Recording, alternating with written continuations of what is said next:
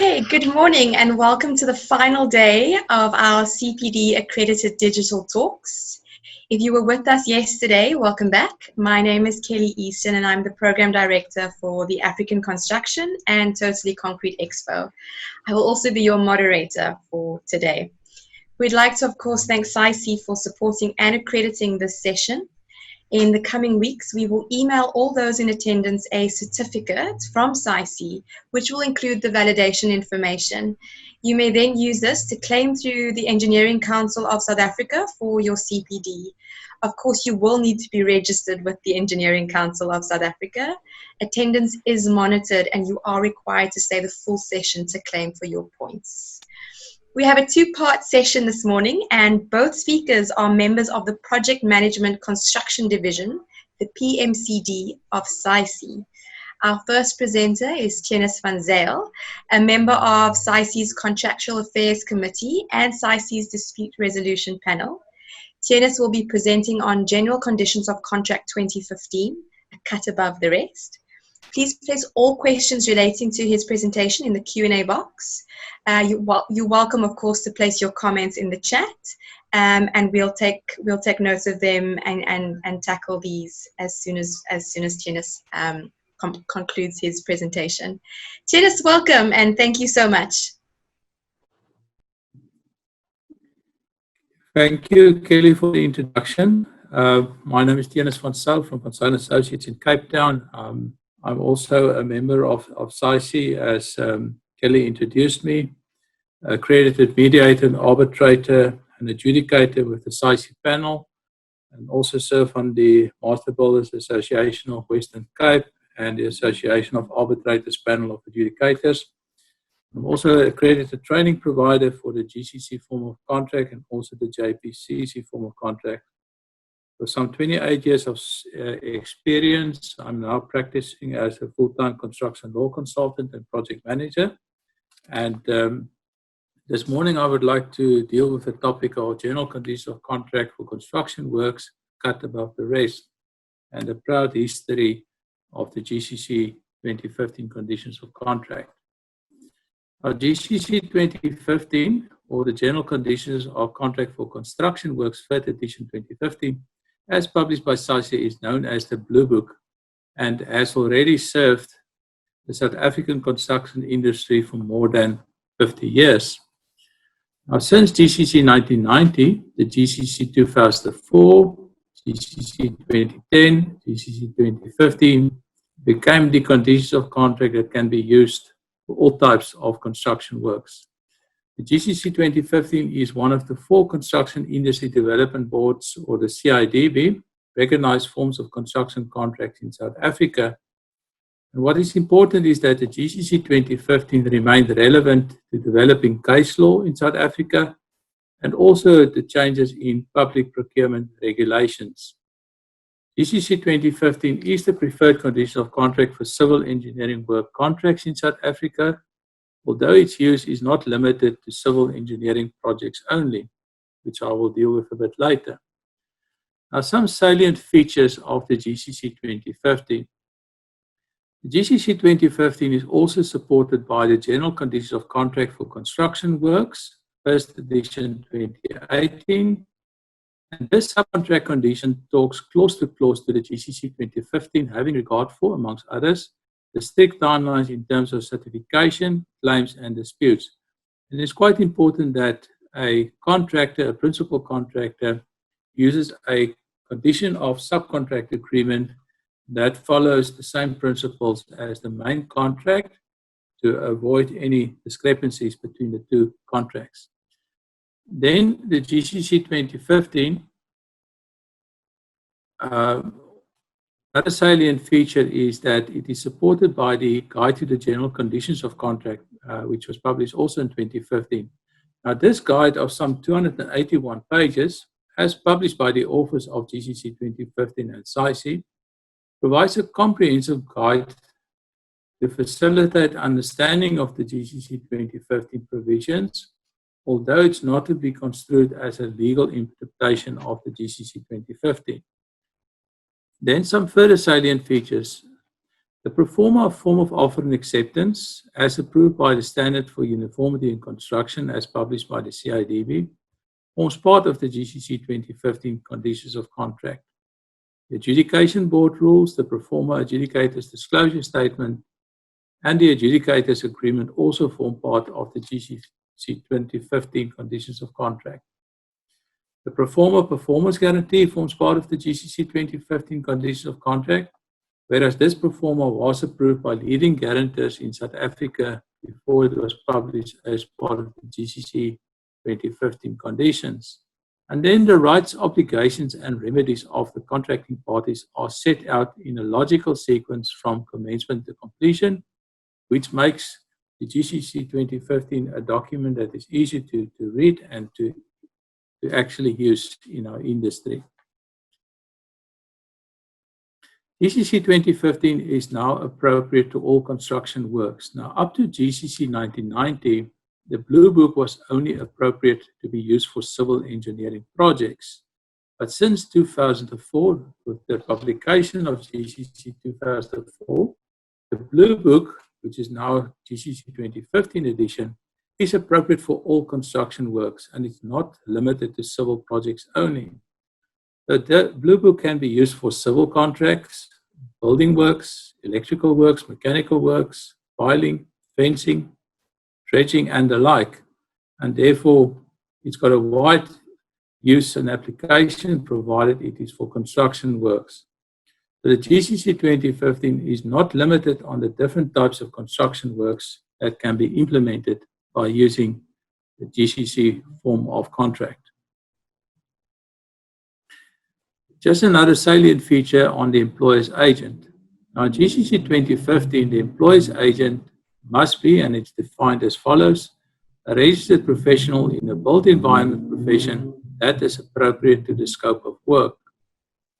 And this is quite an important point. The need for a professional person to administer the contract as the employer's agent is crucial for the successful implementation of any construction project.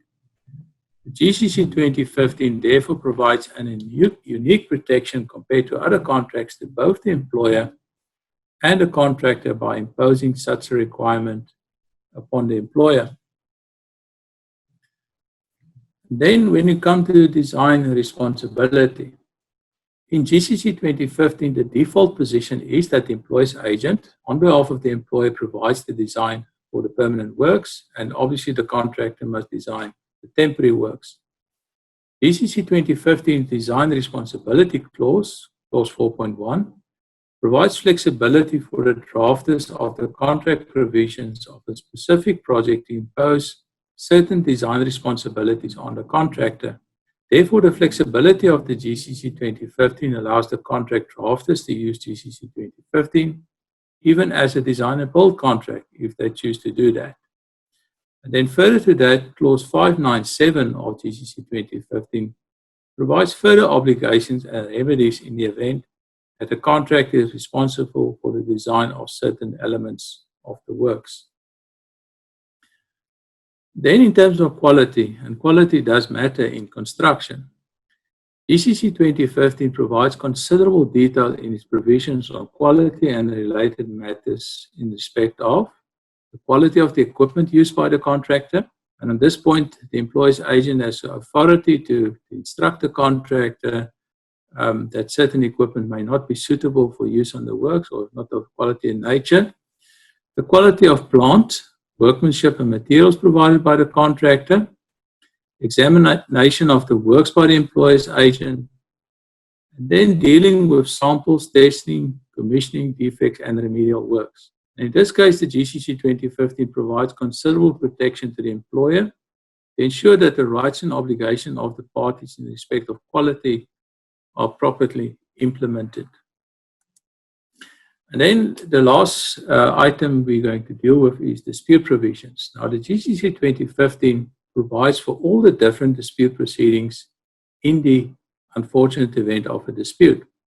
These proceedings are adjudication by an ad hoc or standing adjudication board as a default first step, arbitration as an alternative to court proceedings. Now, court proceedings is the default second step in the GCC, but the parties can have arbitration as an alternative to that, as agreed by the parties or stipulated in the contract data. And then amicable settlement proceedings, which can be instituted at any time during adjudication, arbitration, or court proceedings. And the GCC 2015 promotes amicable settlement proceedings as a step that the parties can settle their differences before going the formal route of dispute proceedings. And then, in summary, GCC 2015, with the proud history and the salient provisions that we dealt with, covers all eventualities that can arise in a construction project. GCC 2015, with its predecessors, has been trialed and tested in the construction industry in South Africa, especially having regard for the South African context. GCC 2015 is suitable to be used on any type of construction project and not limited to civil engineering works only. It is not open-ended. All obligations are governed by defined timelines with appropriate remedies should a party not perform. And therefore, GCC 2015 is surely a cut above the rest when compared to other competent construction agreements in South Africa. And then finally, thank you very much for the opportunity to present this. And if there's any questions, we can deal with that, Kelly. Theunis, thank you very much. Just a reminder to place all your questions in the Q&A box only, and we'll tackle this now. It doesn't seem that we've got any questions on your presentation yet, Theunis. I think everybody well understood the way you explained it. Theunis, do you have any final comments while we wait if there are any questions that are coming in from our audience? I think there is one actually right now. For I beg your pardon. For amicable dispute resolution, who will be the presiding officer? The GCC 2015 provisions actually provide that the presiding officer should be an independent neutral. So it should be a person that's got no association with the contract or the contractor or the employer, and as it says, it should be an independent neutral that presides over that proceedings. Thanks, Theunis. We've got quite a number of questions coming through all of a sudden. When will the GCC be revised with a next edition? It is currently expected with possible changes in legislation and case law and lessons learned from the past and comments received by members. It's currently expected that there will be a GCC 2022 edition coming out. Thanks, Theunis. So what happens now to JBCC if GCC can be used to all construction workers? JBCC is still a family of contract. JBCC, as the GCC, also has its subcontract agreement. And I think the JBCC, like the GCC, becomes a personal preference of choice, and that people use the form of contract that they're comfortable with and that they've got the most experience in. So it still remains relevant. Thanks, Theunis. A question from Courtney. If the GCC is the best contract form, when would it be better to choose another form of contract? The NEC and the FIDIC and the JBCC are obviously available as alternatives, but what is important, the GCC conditions of contract has been written for the South African context. You will find certain risk elements in South Africa that you will not find in other places of the world. And that is why the GCC 2015, also it can be used for all types of construction projects. The risk that need to be dealt with in the GCC 2015 contract are actually structured around the South African context. And if I can put an example to that, we see land invasions, we see projects being invaded by local communities. That is something that is a bit strange to international contracts. We see that in the South African context, and for reasons that we don't have to deal with here. And the GCC 2015 has been designed around all of those risks and to give appropriate remedies to the parties. Theunis, another question from Levuyo. Is JBCC relevant for use on civil contracts? It can be used on civil contracts, but it is not that appropriate because it actually doesn't deal with all the rights and obligations that you will see on a typical civil engineering project. It has already been originally been designed around building projects, and you will find the terminology and the structure and the content of the JBCC is more focused on building projects. Another one on the JBCC. Can an architect administer the JBCC? JBCC, the principal agent can be any person in terms of the JBCC, and it's an interesting question. The JBCC doesn't stipulate what qualification your principal agent needs. It can actually be, in fact, any person where the thing that I pointed out on the GCC is that the professional that acts as the employer's agent must be appropriate for the scope of work. So if you're doing a building project under the GCC form of contract, you would expect that an architect would be your employer's agent. If you're doing a civil engineering project under the GCC conditional contract, you would expect that it will be a professional civil engineer. And that is the subtle protection that was built into the GCC form of contract, which the JBCC actually not specify. And another one, can one still use earlier versions of GCC other than that of the 2015? Strictly speaking, the GCC 2015 is now approved by the Standards for Uniformity in Construction Contracts as approved by the CIDB. So there are still contracts that are in place that is under the GCC 2010 provisions.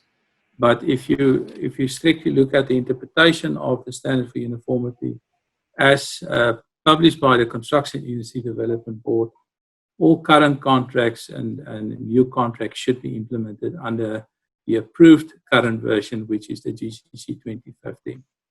So it is not advised to use earlier versions of GCC. Question from Michael. Why have we introduced NEC into South Africa? Why not stick with GCC?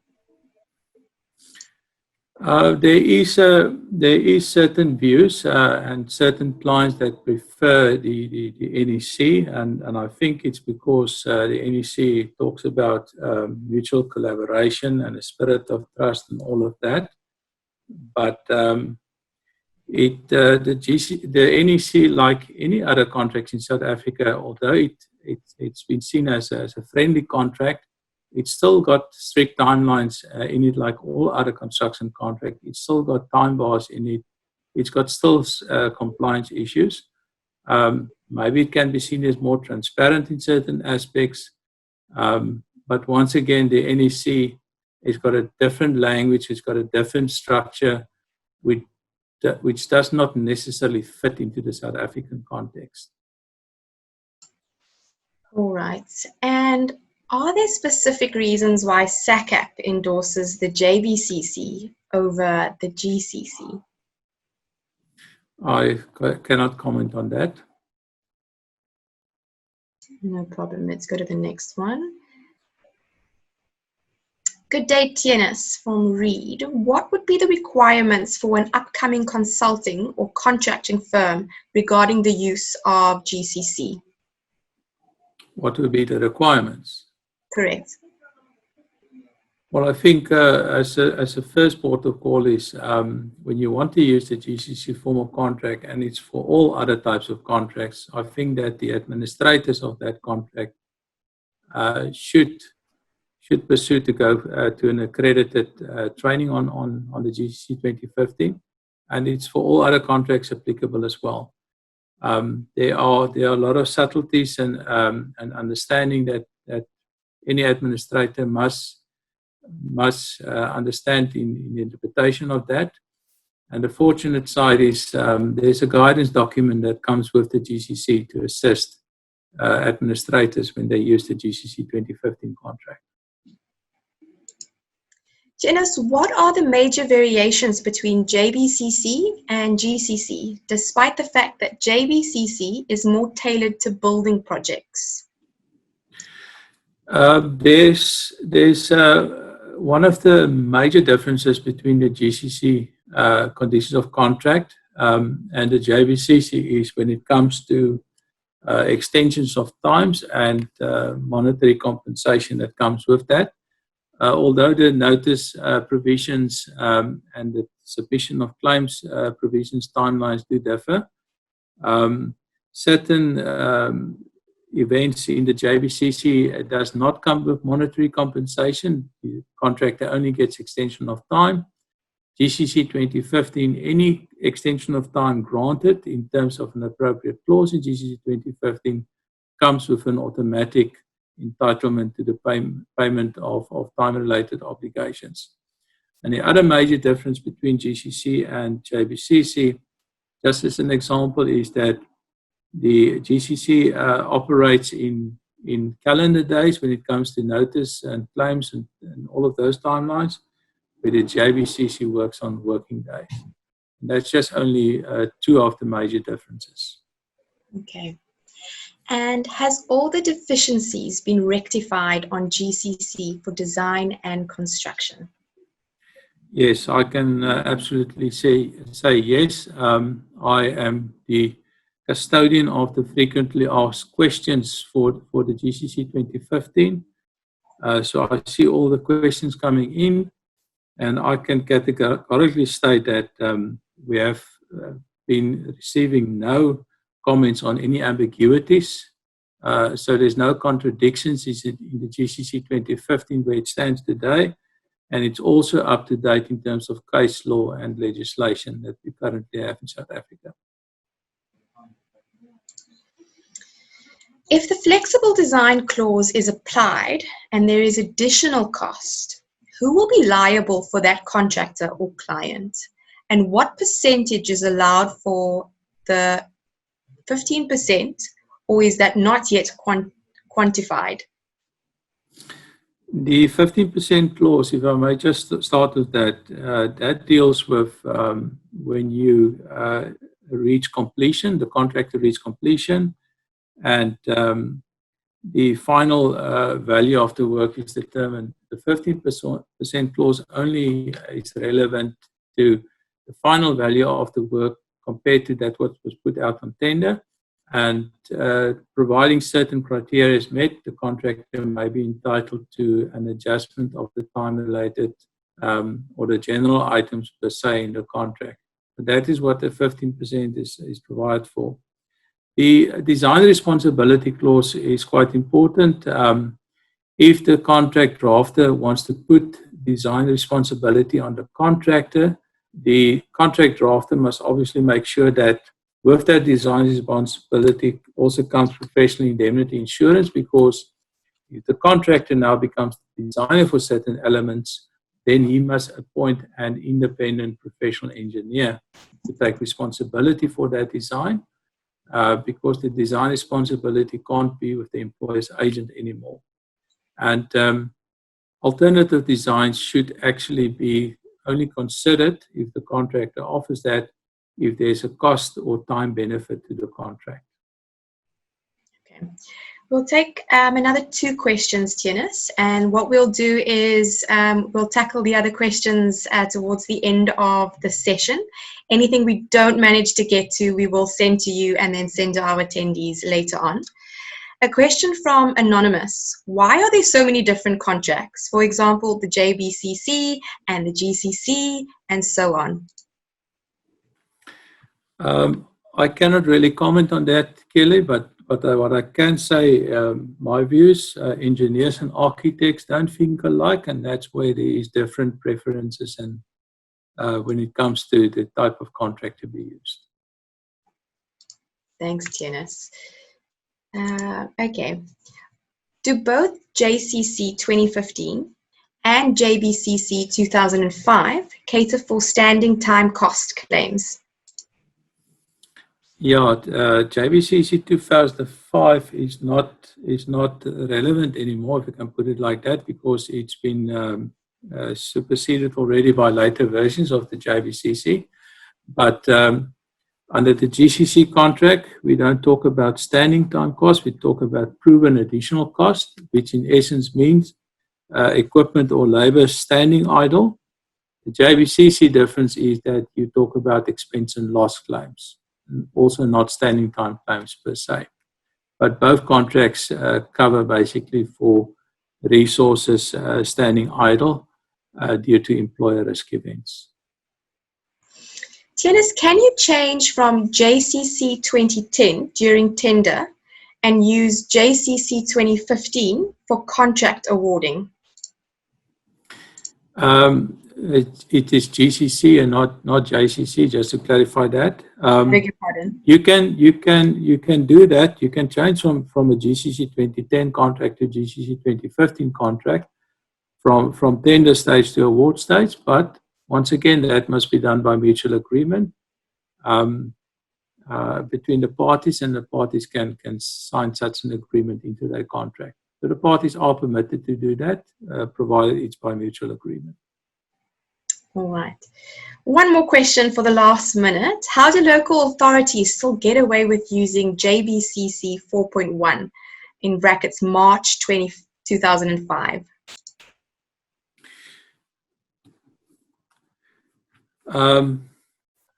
I prefer not to comment on that, Kelly. That's absolutely fine. Theunis, thank you very much. We will bring you on a little bit later to answer. I think you've still got 18 more questions that have come through. So thank you so much, Theunis. And I do apologize if I read any questions incorrectly or anything like that. Werner Jerling is our second speaker. And Werner is a SAICE fellow and a fellow of the Academy of Engineering. His presentation is titled Being Thrown to the Lions, the Plight and Survival Strategy for South African Contractors Amidst Huge Community Expectations. Werner, thank you very much and good luck. Very much, Kelly, and thank you, participants. It's great to have you all online. I see we have nearly 300 people online. It's a fantastic opportunity to do this, and imagine where we were a few months ago. We really battled to see each other, we battled to share information, and here we can do it on a much easier basis. So I'd like to share this with you. I'm just going to start sharing my screen, and then we can get going. This should be up and running with you now. Right. So the title of my presentation is Where Lions Roam, a survival strategy for South African contractors amidst high community expectations. And let me give you a few premises where I come from when I state this. First of all, the primary assumption is that as a construction industry, and I include everybody in the supply chain there, let's talk decision makers in government, we're speaking about our consulting engineering firms, we speak about our contractors, we speak about our suppliers. All of us are together in this industry, and we've got a very important role to play in South Africa for job creation and creating the infrastructure everybody needs so badly. We should be constructing infrastructure without being in conflict with our communities. And obviously, when we do that, one has to acknowledge that there are certain people that are in it to try and disrupt our activities and get some personal gain out of it. Lastly, the point of departure for the discussion is that we do have guys on site and ladies on site that are right in the front line, facing communities every day and having to deal with their expectations, and at the same time meet very, very tight project schedules, safety targets, quality targets, and they have to actually do so productively and make money. And they have a very tough time about it. So to create that opportunity, my point of departure is that we as civil engineers, as project managers, as decision makers, we can do a lot to create an environment where these engineers and supporters of what we do are able to do a better job on an everyday basis. So what will I be talking about? The talk is split into two parts. First, there's a problem statement and a few slides on that. And then lastly, I'm putting forward a few solutions. And I guess as such a large community of built environment professionals, you may have some suggestions as well. And my discussion is quite narrow today because it does speak about creating this environment for good performance when we actually execute projects. So let's start talking about some of the problems and why do I say it's lion country out there? If we have to be honest with ourselves, I don't think we are providing a fantastic service to South Africa Incorporated out there. We have so many projects that just don't get into being built. It's just stuck in writing report phases and we're not actually executing. We have some misguided project constraints, in my view, where we miss the point in what we have to supply. Project financial overruns is huge, and in red I've written there, the final turnout price is more often than not much, much higher than the bid price. And how many of you haven't had to go back to your client or to the council and say, sorry about this, our estimates are wrong, we're going to need more money and we need variations to complete the contract. And that's a very bad position to be in. Our safety record is not sterling in our industry, and then schedule overruns have become commonplace, and very few of us can afford that. Business forum and community activism is at a high out there. We see some construction mafia activity, which seems to be very abstract until your project is targeted and you're involved in this, and worse still, until you're a site person working on site and you're a victim of this, then it is not so much fun. Land grabbing, theft and vandalism is rife out there. I went out to a site of ours on the Overberg here in the Western Cape, and to see that a house that's been completed a few days ago has its doors taken out, all the electricity stripped from it, and the window frames removed from the plaster, really left a bad taste in my mouth. To be true, we have a very legalistic and a confrontational environment at the moment. And then lastly, there's death by compliance and bureaucracy. So let me not say that I'm suggesting we do not comply to the law and comply to the regulations out there. But I think we need to be very careful that this is not a space to hide behind and not actually be productive and produce an outset of what we do every day. So let me start with this community activism thing. Mostly, community expectations exceed what our projects can deliver. And I've been in the situation that we arrive on site, and when we're actually looking at each other, the queue of people seeking jobs and seeking opportunities is 10, 20, 30 times more than the project can actually deliver at its best. The Preferential Procurement and Finance Act stipulated recently that of government procurement, 30% of it should be subcontracted. And that's not always clearly understood and implemented on projects, and huge expectations are created in the process. There are pressure groups that are able to intimidate and influence politicians. In South Africa, we have this oddity that every 2 years we go into a election cycle. It's either national elections or next year we're going to come up with local government elections. And when that takes place, we see a lot of activism and community political activity, and promises are made, and more often than not, it impacts us in the built environment, in that communities are promised things that we have to provide. And in this political phase, and not a lot happens as far as decision making is concerned. So that does impact us quite a lot. Business forums and construction mafia activity, I mentioned to you, it has got a serious potential to seriously impact project delivery, both in terms of budget and in terms of timing. Contractual remedies in this regard, and I guess will be tested due to the project killing potential of the risks involved.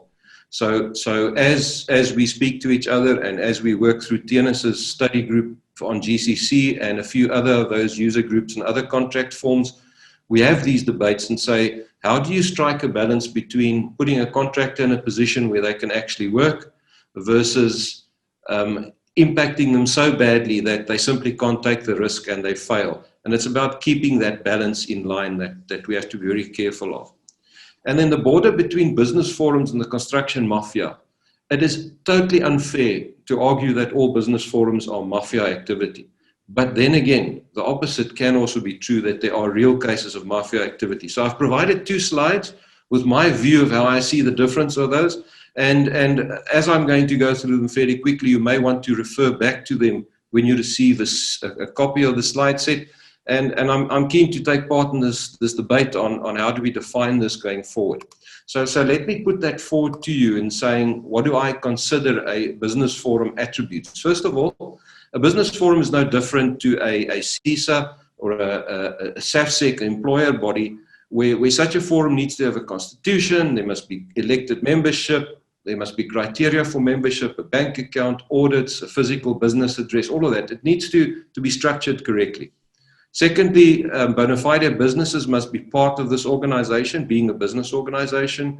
It needs to regularly meet with other forums and interest parties and business entities, organs of state. So like a business chamber, you would expect to see that from a business forum. It needs to have a feedback and a community process to their members.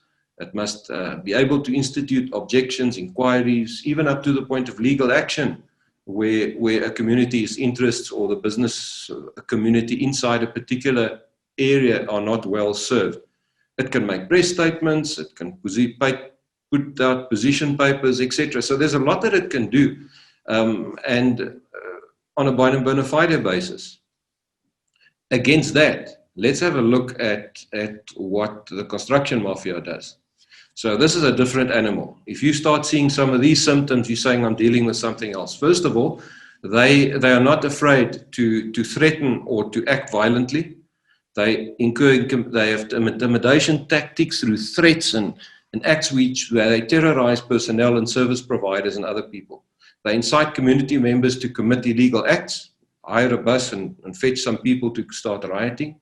They would blockade access to site, disrupt the work, and force work to cease, interfering and delaying in the progress of works on site.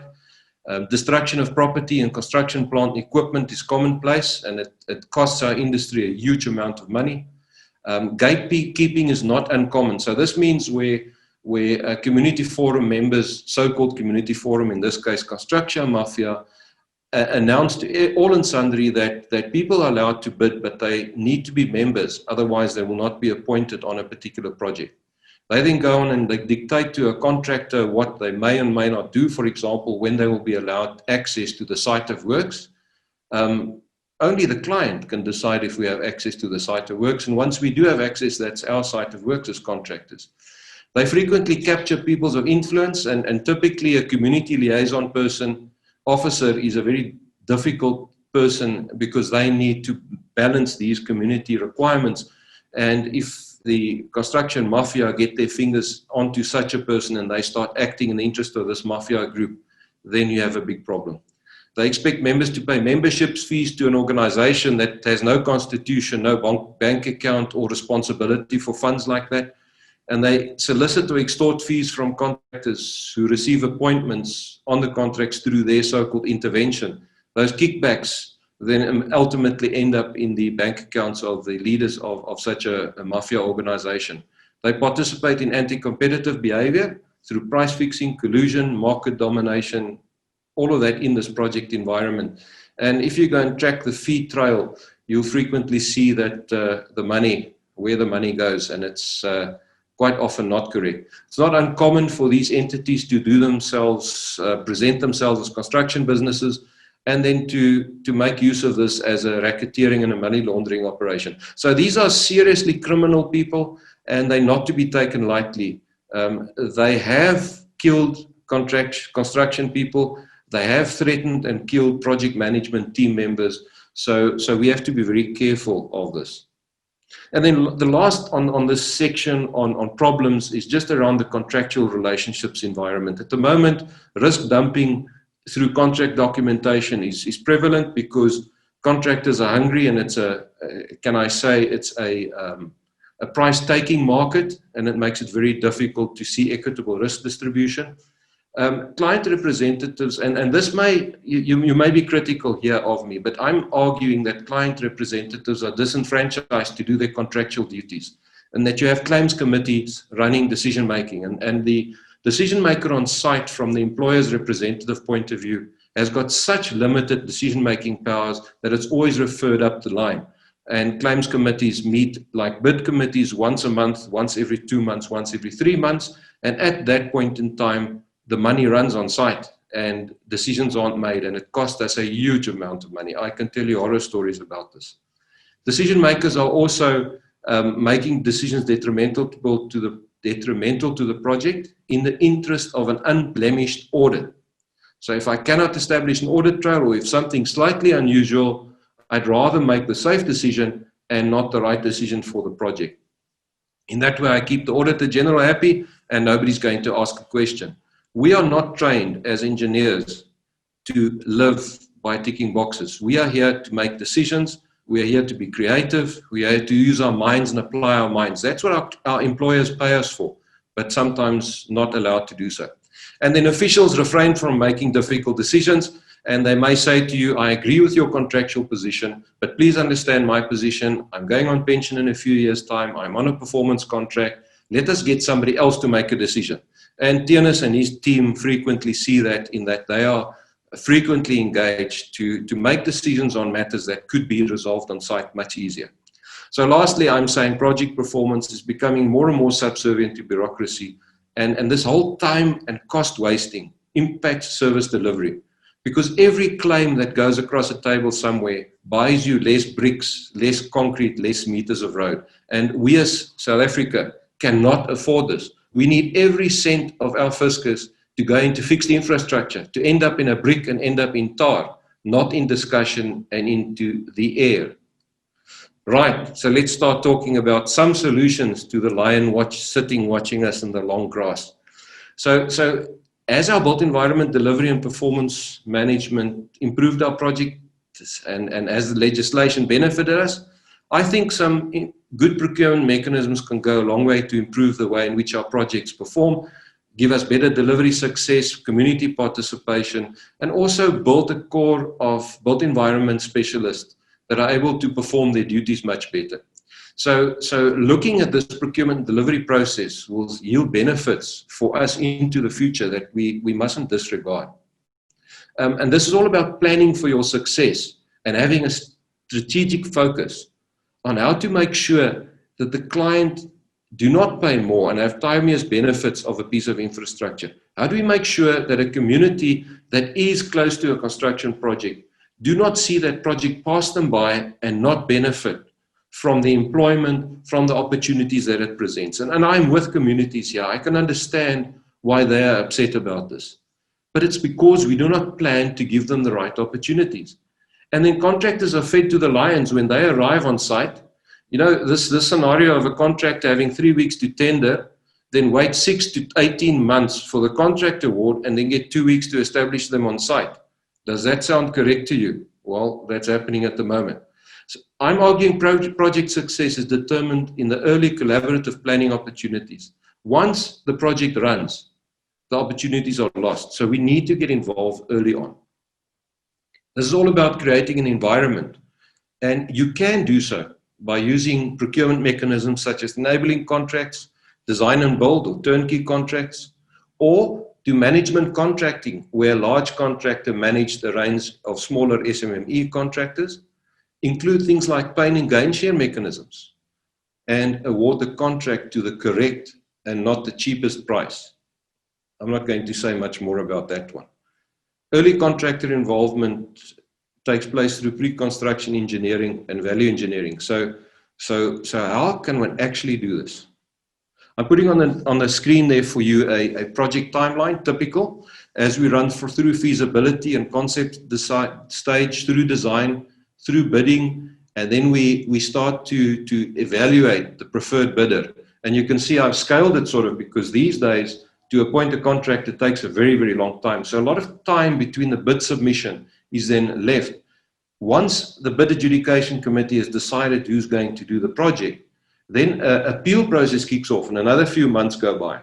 And once that's done, an award is made, and then everybody applies for example, to the construction permit, and then construction starts. So look at the time between bidding and when construction starts. There's a lot of dead period in there. And I call a lot of that unproductive time, in which we can do a lot of things And most importantly, most of those things are things that the community want to see.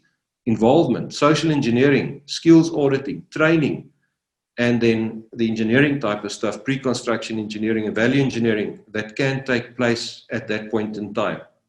Yet, from the time that the bid is completed to the point where the construction arrives, we have contractors and design teams and project professionals dozing off lazily next to the fire, as you can see on the picture there. So what do I propose? What I propose is, if we now zoom in on this period between when the contractor is announced, that a sort of an enabling contract or a limited notice to proceed is engendered into the contractual relationship, creating what is called an enabling contract that runs up to the time of award. And once award takes place, the client can still step out of the contract for whichever reason, and the contractor realizes there's a risk.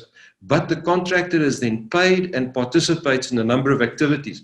And what are those activities that one can do? Now, this is where we need to be creative, and many of you may have better suggestions than I do.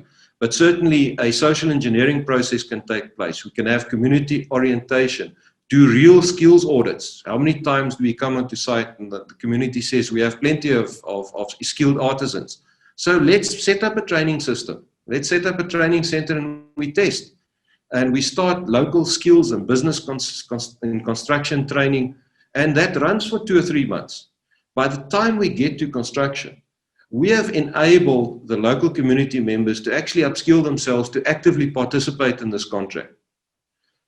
Once we get to the award point, we can start with things called pre-construction engineering. And this is creating that environment to put the construction team on fast forward the minute they hit the ground. So while we wait for the Department of Employment and Labor to issue a construction permit, we can do things like risk review and mitigation, we can do safety planning, we can finalize our documentation, talk about site facilities and logistics, finalize and optimize the working schedule, do some project benchmarking, decide how we will measure ourselves, do some joint contract review and training, talk about payment and change variation processes, etc. And at some point in time, once the formal contract is set, we start with value engineering, where the client says, design team and construction team, go away and look at the improvements you can generate from this design of ours, and I'm prepared to share the benefit that you get out of this with you, and we see if we can bring the cost of the project down. If we are able to, we may share in the benefit thereof. But more importantly, what you shouldn't forget is, whilst that process is going on, we're building relationships and we're getting buy-in from all parties. I'm certain of it, that if you have this lead-in process properly managed, when the construction starts, we're not going to be arguing with each other because we've all bought in to this project. So this is a positive way of looking at our implementation program slightly differently. So to make sure that I don't go over my program here. So building relations and getting a specific outcome is focused on during this time. And it'd be interesting for me to see what your ideas on this is. Right, so creating this environment is all about community involvement and supplying the community with the correct information and managing those expectations as we go along. And then identifying what's possible and getting to know the community. The whole the potential for pre-construction training is huge. And I've been in so many projects that we are under such pressure when we start building that there simply isn't time to train people. And then we then need to bring in people from elsewhere. And we know that we could have trained up people in 3 months. We actually need 3 months to do that. And imagine the benefits. I was involved in a project in Namibia in a mining town called Arandis. And there was a mining training center that wasn't operational. 3 months before the job started, we started training people in Arandis.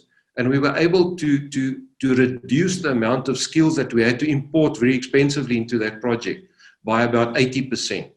So let us really be creative about this. At the same time, our support base for construction in where materials comes from, how we generate working capital for subcontractors, and how we supply plant and hire out our plant. There's some creative solutions that can be found in this time of the project. So these activities, in my view, a contractor has a lot of ability to lead this and make a huge difference, instead of being fed to the lions when the construction actually starts on site. Last 2 slides. Some skill sets that our site and our construction management professionals need to acquire to work in this new environment. The first one is for contractors. What do they need to be able to do? So contractors have a hell of a lot to learn in this as well. They need to lead and influence activities in creating an environment. They must be able to lead that process. Secondly, they must train and employ bona fide construction SMMEs. Not everybody that says, I've got a trowel and now I'm a contractor. Bona fide construction SMMEs. They need to have internal company systems. So in my business, I need to be sure that our system is adapted to be able to deal with SMMEs at their particular levels, and not to make it too complex, but to make sure we manage their cash, etc., and allow them to have a good performance and a good experience in the construction. Emotional quotient, EQ, to prevent contractual disagreements and solve issues. Very, very important for our site teams. The ability to use technology and things like lean construction principles, that goes without saying. It needs more attention in our industry. To deal with construction mafia and other criminal activities, that is something which certainly doesn't sit in all of our skill sets, and we need to know. For example, if I set up site now, one of the most important things for me to do is to meet with the local community policing forum and understand what's happening there, to meet the local police station commander, to understand what the public order policing environment is like, where we are going to be working. It's terrible to say that, but that's part of the toolkit we need these days. And then to apply personal equipment and work security, not just safety, I'm saying security. We're installing alarms, trigger systems, tripwires, all of those type of things on site these days to protect our people. And lastly, to display an elevated social engineering and service delivery drive, where we need to acknowledge as contractors, this is part of our requirement. Lastly, we are not alone. Clients and their procurement professional teams must be part of this team and realize that it's no longer this master-slave relationship between the client and their professionals and a contractor. And I will probably be going to my grave and still say that. If we have a good relationship at that level, a project will always be successful. They need to be able to collaborate and build a team with a contractor and with the communities. Have the courage and drive to put the project and delivery first and find ways to overcome bureaucratic inertia. And here I have to take my hat off to decision makers in the built environment, working for authorities and some of our clients. Guys, I realize, and ladies, it is a very, very difficult environment. I honor and respect you for it, and we need to support you because we need to together to deliver, and we don't have a choice. I've said that if we think Corona and the response to Corona was important, let us say to each other, our response to providing infrastructure and jobs needs to be taken with a similar amount of energy and action. Solve your problems immediately and don't allow problems to fester and entrench. Get it over and done with there and then and attack those. And lastly, project execution trumps report writing any day when it comes to delivering services to our citizens. Let us, in our local authorities, in our different government departments, in our client bodies, say to ourselves, we do not want to see reports from consulting engineers and from consultants if they don't turn into real construction and bricks and mortar on the ground. And with that, I'd like to say to you, we are here to provide dignity through infrastructure. That's what SAICE is all about. That's what our built environment's all about. And I'd like to thank you. And Kelly, I'm comfortable to take some questions or criticisms right now. Thank you. Werner, thank you so much. Just before we take your questions, I just want everybody to know that Theunis has been answering some of the questions that came through from his presentation. Just have a look in the Q&A box under the Answered tab, and you'll be able to see that he's written some of the answers for you just to help us with time. Werner, let's begin. Should community involvement not begin much earlier with certain projects during prelim design? Kelly, yes, ideally it should. The challenge though is communities need to be involved, and at that stage it's more about what is being constructed, not how. But at some point in time, you're going to change from what to how. What would be, we need to build a bridge. This is why it's important. We need you to work with us. Can we set up the environment? How then starts when they say, okay, we've now gotten to the point of saying what the bridge would look like, how much jobs will it create, what skills do we need? And at that point in time, that's where I say the contractor is very, very critical to be part of this process. The point just is how that is done early on cannot create community expectations that cannot be met later on. I understand why communities become so upset, but managing the expectations, to be very honest, and my deepest respect to politicians out there, that's not part of the DNA of the politician. A politician wants to make promises. We have to deliver the goods at the end of the day. Thank you. Why do clients still insist on compulsory site visits when the construction mafia always disrupt these meetings? Municipalities like the Ekurhuleni, I'm sorry, I am South African, don't have such compulsory meetings. A contractor needs to visit the site. Whether they all need to go at the same time or not, I don't know. Whether drone flyovers, satellite images, and independent visits are a possibility, I agree. So one should not give a construction mafia the opportunity to disrupt. If a business forum starts disrupting, you will immediately say to yourself, maybe this isn't a business forum. So in acknowledging business forums, in the way in which you interact with the community up front, I'm arguing that the client bodies must be very sure that this is a true business forum and that they know what it's all about. Once a site is being disrupted like that, we're going to have problems later on as well. So a contractor cannot be withheld from understanding the environment on the ground because the contract demands them to understand and acknowledge their understanding of the project before they start. Otherwise, you'll have different problems later on. Another one on the construction mafia from Stanley. In addition to your brilliant suggestions, is the construction mafia issue not also a legal, political, and corruption issue that also require proper policy setup and follow-up? Stanley, yes. I'm not sure which Stanley it is, but I can guess. It's a fantastic question. Yes, very much so. If something like this features in the State of the Nation address, one can assume that it is serious for government as well. This has been running now for 3 or 4 years, and it's now gotten to the eyes of the government. There is a task team working on it at the moment. The task team consists of the NPA, particularly on the serious commercial crime side. With the police, they have the Hawks and a few other police entities looking at that as well. I know that SAICE involved in it. I guess a few of the other built environments are also involved in it. It needs very strong political reaction and kickback. It is racketeering. It is serious criminal activities. I know that when it started in KZN, one of the theories were that these criminals have been really hamstrung with the Inatus system. And the car theft and hijacking syndicates lost significant income, and the construction industry was seen as a soft spot. If we look back in the days of Al Capone, when the mafia was at their height, both in Italy and in America, they targeted businesses like we're seeing now in Cape Town, and they are targeting construction businesses. And then a construction business, unfortunately, is a business that can wash money as well as a farming business can.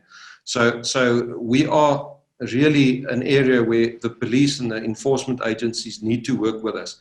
Unfortunately, we do not get that support, and it creates a very dangerous situation on sites. Absolutely. Werner, a lot of contracts are won on the basis of the lowest cost, but made up later through compensation events. What is your experience on how to handle these issues? Yeah, very, very simple. Don't allow the lowest bid. Worldwide, we have seen different mechanisms where the lowest bid is not the chosen bid. So in principle, don't do that. Find a bidder that sits at the correct price, not at the lowest price. Analyze those bids properly and make sure that the bid adjudication committee have got professionals in them and that they listen to what the professionals say. That is not the biggest problem. when a bid is awarded and it grows while it's being constructed, obviously the cost overrun's a problem. You know what's a bigger problem? Is when that project gets built three-quarters of the way and the water treatment plant does not start providing water to people. The project is abandoned, it goes into rebidding, and 1.5 to 2 years later, a contractor arrives back in site to finish the water treatment plant. And the benefit of that plant, both to the fiscus of the city council and to this community, more importantly, just doesn't happen. And that to me is inexcusable. So on the long run, we are wasting so much money by continuously choosing the cheapest contractor. What also happens is that the contractor that was responsible and is a professional contractor never gets the job because the idiot gets the job. Now, I must acknowledge I've also won projects at the lowest price, so maybe I was the idiot there. But more often than not, the lowest price doesn't give you the best outcome. A question from Tabang. I understand the idea of training being before work starts, but how will you balance the issue of income and training? I guess the question probably relates to the fact, do I pay somebody while they're coming to do training? So if we see the amount of funds that are available through the different CETAs and the different grant systems, I'm fairly sure that that person can receive a stipend during the period for training. What we also have to understand is when we do training during this early phase, there's a bouquet of training taking place. At the very lowest level, we do an introduction to construction sites, which is 3 days, a bit of safety training, a bit of training how to use hand tools, and what is construction all about, an induction. And then you get a basic certificate or a license to operate. Then you get a bit of skills training, concrete hand level 1, reinforcing fixer. That takes 3 or 4 weeks. And then you get skills training that takes 3 months. So how to fund those are a different question. From a contractor point of view, yes, client, you're going to have to pay the contractor to run the system, but it is not that expensive, and there may be counter-funding available from state institutions to do that. The training infrastructure that is set up may very well be there and remain there for the future. The benefit in that community is that we see upskilling and people can assist in the maintenance of the project later on. Okay. A question from Johan. Is the involvement of a well-constituted PLC in a project not more effective than a business forum only? Yes. If one can establish that, and if it is effective, it's fine. We just find that the constituents of such a PLC or project liaison committee sometimes is highly politicized and is infiltrated by these criminals. So one just has to be very careful how that works, and it's about whether the PLC is actually acknowledged by the community itself. So the project steering committee or project liaison committees are difficult animals, and we have to be very careful how they get used, because that is sometimes the source of these expectations. When we arrive on site, the lions have already set us up and they eat us. A question from Courtney Werner. Is it perhaps a good idea for clients to appoint development facilitators to deal with community dynamics? Yeah, my automatic question would be, what would the credentials of such a development facilitator be? Because a development facilitator certainly can't speak to issues of how many jobs will be created, what skills will be needed, when will we be bringing people onto site, what will the technical aspects of it be. So a development facilitator from a social perspective, the concept is acknowledged and it exists. My argument is that we as contractors and we as engineers need to upskill ourselves to be able to do that type of work, so that we get a skill in social engineering so that we can do that type of work. Remember, if a contractor is involved in doing some of that work, the contractor is committed to the project. And at the moment, I would take the criticism that contractors can't do that because they're just not skilled enough. It's not true for all contractors though, but I'm arguing it's a skill we need to put in our toolbox to be able to work with communities effectively.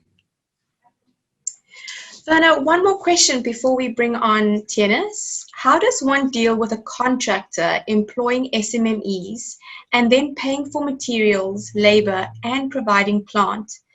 It is counter to developing SMMEs and leads to disputes in payment. Yeah, and it's one would say it's a form of enslavement into the future.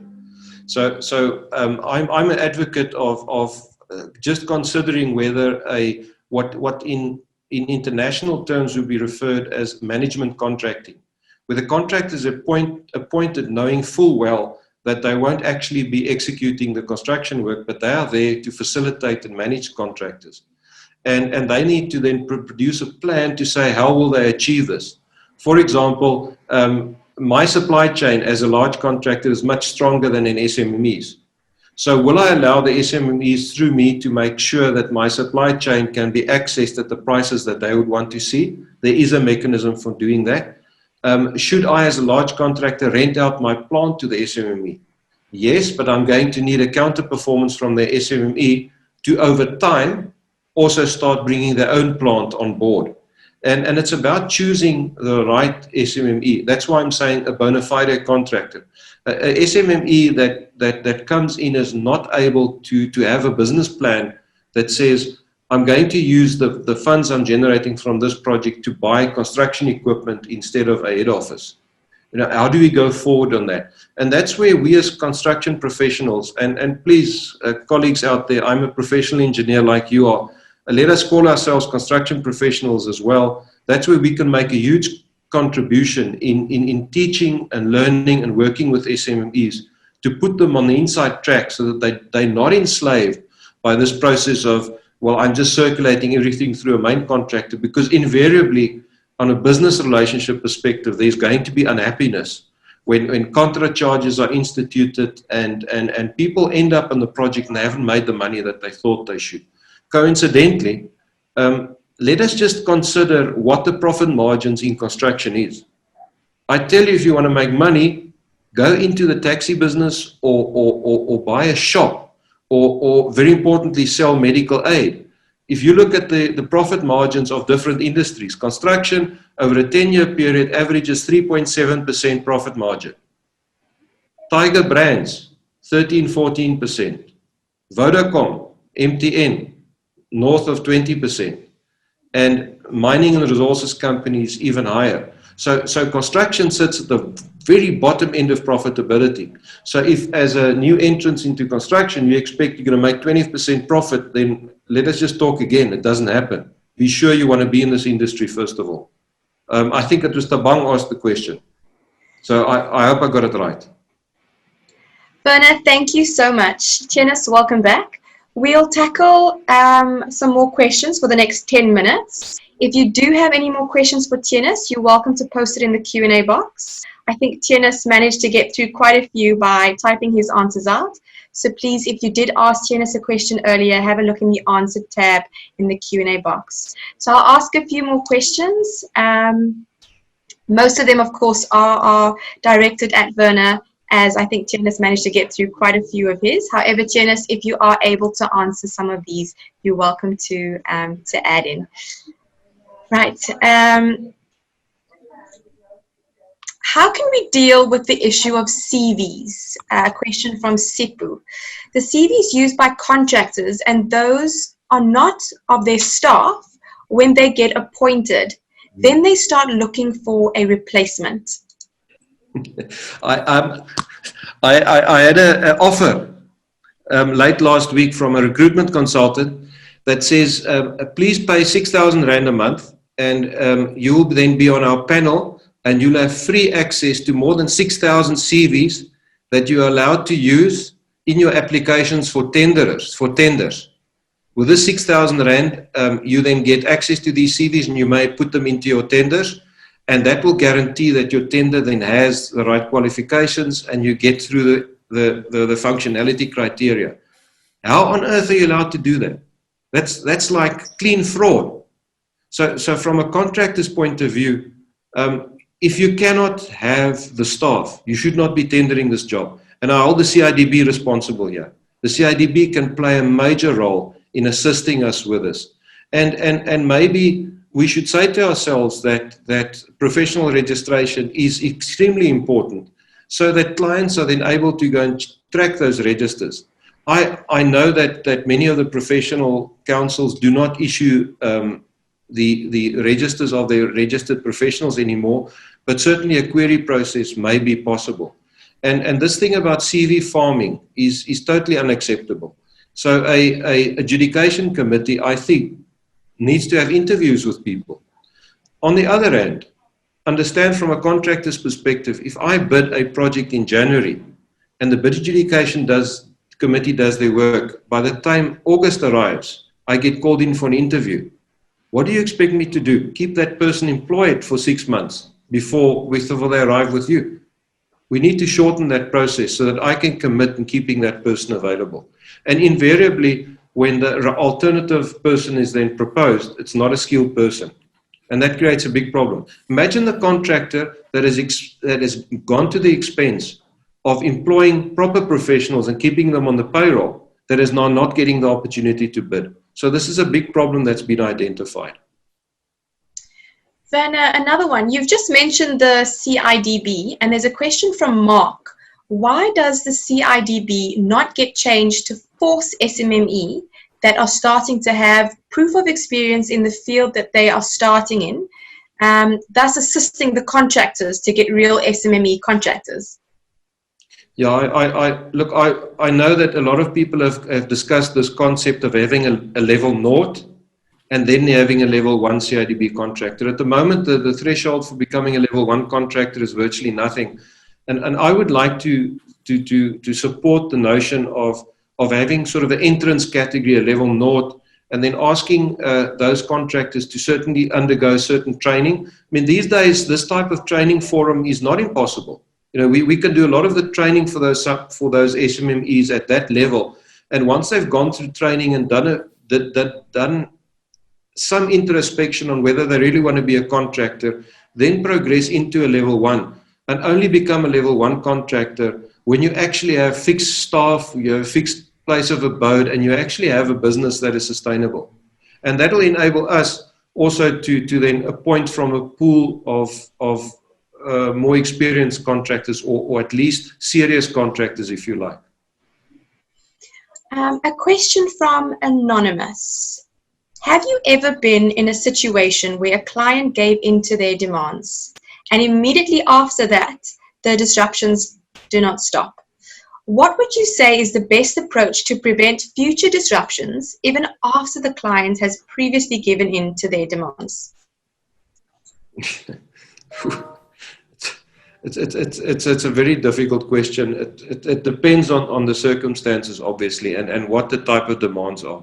Whenever demands happen, some of them are legitimate and one needs to consider that and obviously meet those demands. But if they're illegitimate demands, then one can't just give in to it because it simply won't stop. And when one defines who there are, you know, who are making the demands and who's set to benefit from it. Is it really a community, or is it a certain few individuals inside the community? And by disrupting a project and getting to the point where a project can't be built into the future, you are damaging your community much more than representing it. So this is a very difficult environment to look at, and I think it's going to need a lot more debate. I've been thinking whether SAICE shouldn't have a social engineering division where we debate this type of things, because I feel woefully inadequate when I meet communities and I have to negotiate with them on the basis of a social understanding. I can meet unions and negotiate with them based on labor relations because I've sort of been trained on it, and it's a much harder negotiation. But with community negotiations, I need to have a much deeper understanding of the underlying problems. And to be honest, sometimes I'm with the community because our authorities aren't serving them properly. And how do I do that then? So let us have this debate. Let's open the debate. I'm very keen on it. Thank you, Werner. So we've answered 49 questions, which means that we've done very well for time. Before we end, I'm going to ask one more question, and Theunis, I think you might be able to chip in here as well. Do you see a chance for youth getting more opportunities and growing from them? I take it's in construction engineering. Yeah, there's definitely, and SAICE specifically have youth membership, and they've got certain schools where they promote people from high school level to get involved in engineering already. So there are different forums to get the young people on board. My 2 cents worth. Youth equals energy. Youth equals creativity. The world cannot function without us bringing young people on board to give us that energy, creativity to drive progress forward. So if we ignore that, we do that at our peril. We absolutely have to do that. It's one of the most important things we need to do in South Africa. And we need to stop talking. This is a big crisis we have. It's more important than COVID. And with that, I'm going to say, I'm not going to say anymore. I'm going to get into trouble. Werner and Theunis, thank you so much. We've got through 50 questions, which is excellent. Unfortunately, for the 15 people whose questions are still in the Q&A box, I'm sure you're very upset with me for not getting to your question, but what I'm going to do is I'm going to send your questions to Theunis and Werner, and they will try to answer them in the coming weeks, which we will then send to you, as well as their presentations in a forthcoming mailer. We have now come to the end of our session, and we'd like to thank SAICE for supporting and accrediting this session. In the coming weeks, we will email all those in attendance a certificate, including the validation information. You may then use this to claim through the Engineering Council of South Africa for your CPD. Of course, you will need to be registered with the Engineering Council of South Africa. Please join us at 2 o'clock today for our next session, also accredited through EXA. And this one will be supported by a sponsor. Theunis and Werner, thank you so much for your time. Your presentations were well received, taking from the comments in the chat. So thank you so very much for your time, and do keep safe and take care. Thank you, everyone. Thank you very much. Thank you.